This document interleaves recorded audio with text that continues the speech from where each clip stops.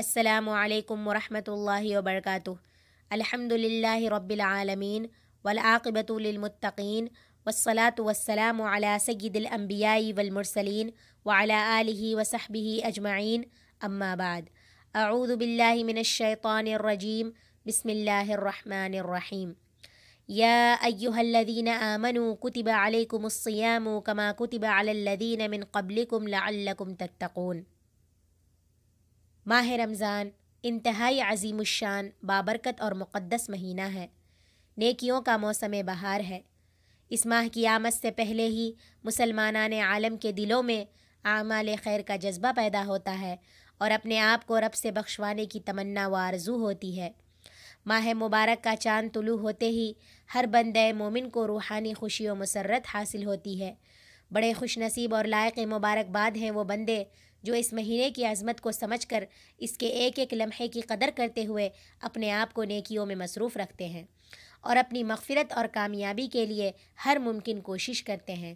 اور بڑے بد نصیب ہیں وہ لوگ جو دیگر مہینوں کی طرح فواحش و لغویات اور منکرات و سیئات میں ڈوبے رہتے ہیں اور انہیں اس ماہ مبارک کی عظمت کا تصور نہیں ہوتا ہے۔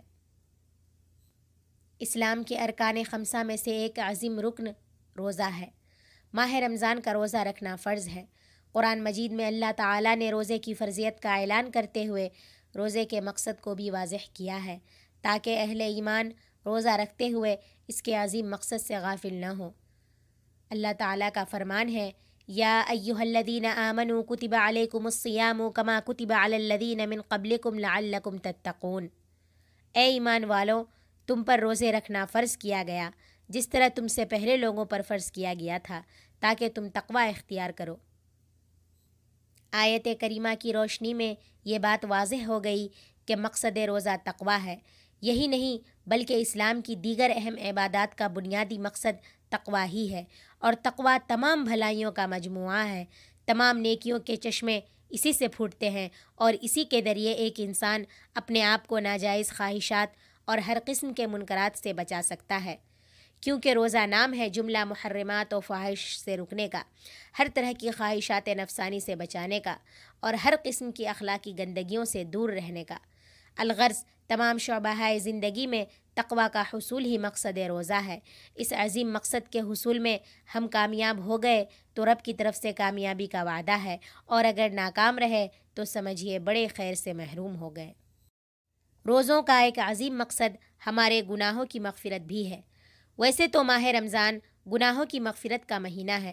اگر اس مہینے کو پا کر بھی ہم اپنے گناہوں سے پاک صاف نہ ہو سکے اور اپنی مغفرت نہ کرا سکے تو ہم بڑے بد نصیب شمار ہوں گے۔ نبی صلی اللہ علیہ وسلم نے فرمایا، من صام رمضان ایمانا واحتسابا غفر له ما تقدم من ذنبہ۔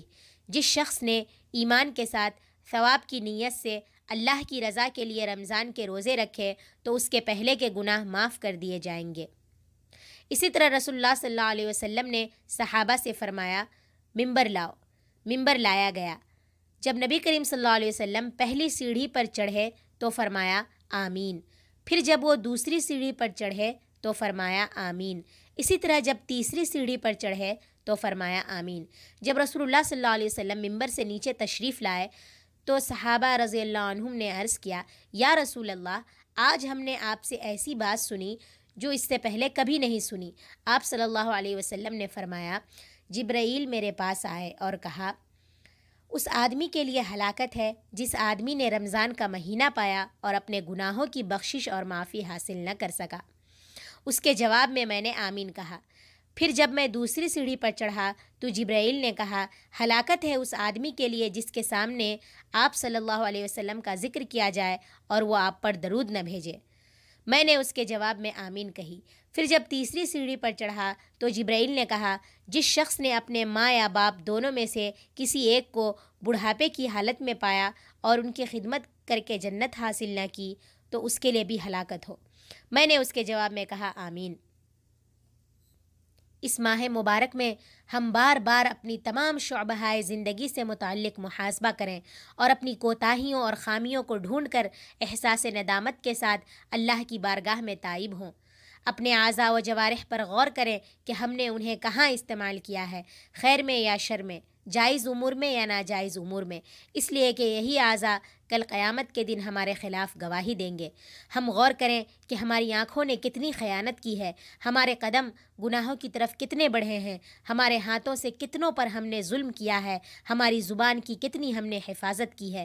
اگر ہم تاجر ہیں تو اپنی تجارت پر غور کریں کہ ہماری تجارت اسلامی اصولوں پر قائم ہے یا اسلامی اصولوں سے ہٹ کر ہم تجارت کر رہے ہیں۔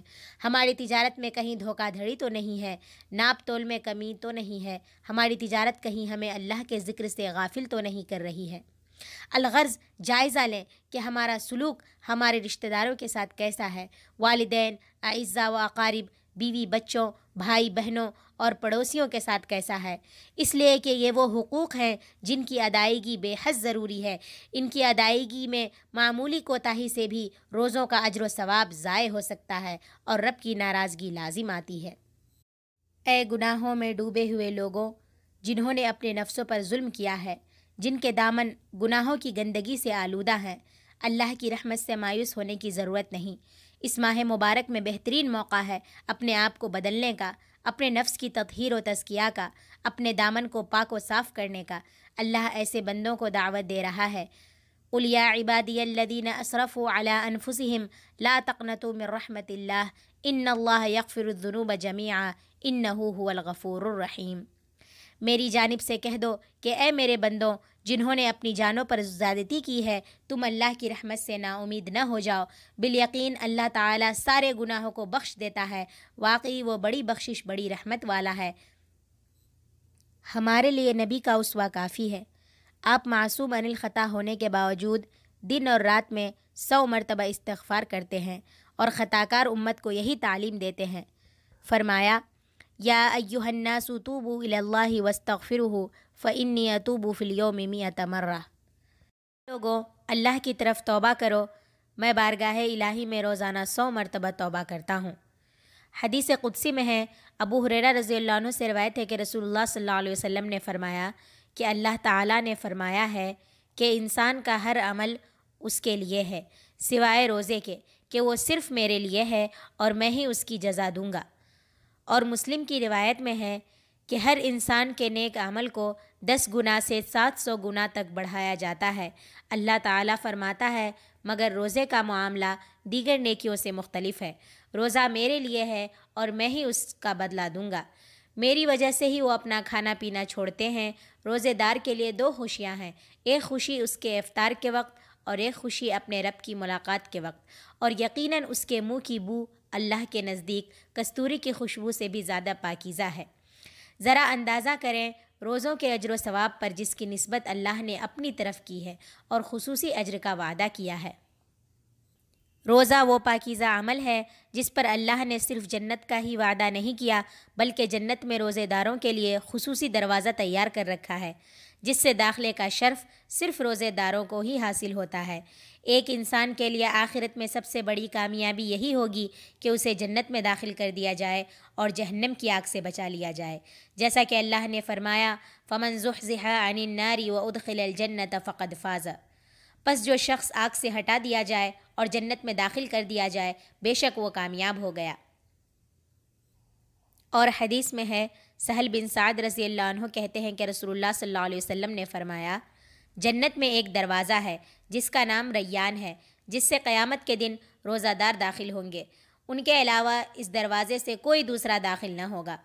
دوسری حدیث میں ہے، جابر رضی اللہ عنہ کہتے ہیں کہ رسول اللہ صلی اللہ علیہ وسلم نے فرمایا، اللہ تعالیٰ ہر روز افطار کے وقت لوگوں کو جہنم سے آزاد کرتا ہے، اور یہ معاملہ ہر رات ہوتا ہے۔ اسی طرح ابو سعید خدری رضی اللہ عنہ سے روایت ہے کہ رسول اللہ صلی اللہ علیہ وسلم نے فرمایا، جو شخص اللہ کی راہ میں ایک دن کا روزہ رکھتا ہے تو اللہ اس کے ایک دن کے بدلے میں اس کے چہرے کو جہنم کی آگ سے 70 سال دور کر دیتا ہے۔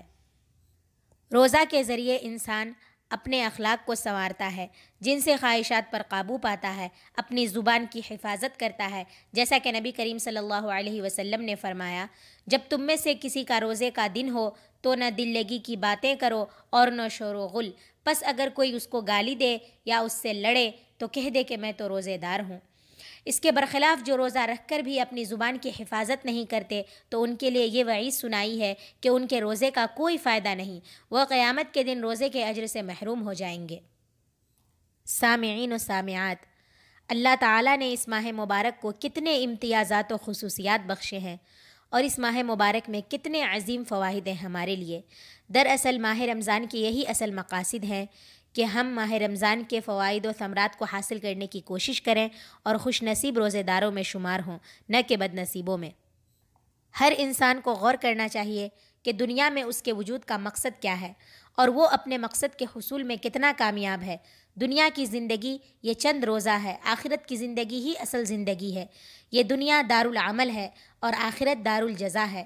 موت برحق ہے، قیامت برحق ہے، جنت و جہنم برحق ہیں۔ ہمیں سب پر کامل یقین ہونا چاہیے اور اللہ کی طرف سے دیے گئے ان قیمتی لمحات سے فائدہ اٹھانا چاہیے اور آخرت کا توشہ جمع کرنا چاہیے، اور ہمیں اللہ کی رحمت سے مایوس نہیں ہونا چاہیے، کیونکہ اللہ کی رحمت اپنے بندوں پر بڑی وسیع ہے۔ شرط یہ ہے کہ بندہ اس کی طرف سچے دل سے تائب ہو۔ اللہ تعالیٰ نے فرمایا وَسَارِعُوا إِلَىٰ مَغْفِرَةٍ مِّن رَبِّكُمْ وَجَنَّةٍ عَرْضُهَا السَّمَاوَاتُ وَالْأَرْضُ أُعِدَّتْ لِلْمُتَّقِينَ، اور اپنے رب کی بخشش کی طرف اور اس جنت کی طرف دوڑو جس کا عرض آسمانوں اور زمین کے برابر ہے، جو پرہیزگاروں کے لیے تیار کی گئی ہے۔